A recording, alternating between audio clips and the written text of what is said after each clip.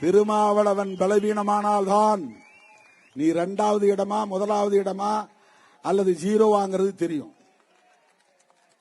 இது ஒன்று மட்டும் நீங்க வச்சீங்க. இன்றைக்கு தமிழ்நாட்டு அரசியலின் ஒற்றை துருப்புச் சீட்டு விடுதலை சிறுத்தைகள் கட்சிதான், விசிகே தான். அதை நாங்கள் நிலைநாட்டுவோம். இது ஏதோ நான் கூட்டத்தை பார்த்துவிட்டு உணர்ச்சி வயப்பட்டு பேசுகிறேன் என்று எண்ணிவிட வேண்டாம்.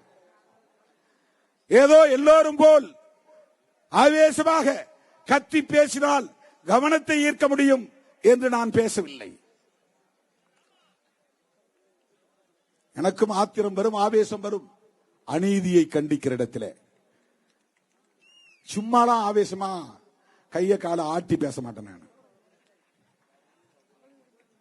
அது வெறுமென கூட்டத்தை கவர்ந்து இருப்பதற்கான ஒரு நடிப்பு. அது அப்படி நான் என்னுடைய 35 ஆண்டு கால அரசியல் வரலாற்றில் செய்ததில்லை. அநீதி இழைக்கப்படுகிற இடத்தில் திருமாவளவனின் ஆத்திரம் உச்சத்திலே இருக்கும். ஆனந்த் ஒரு சுகமான உள்ளாடை.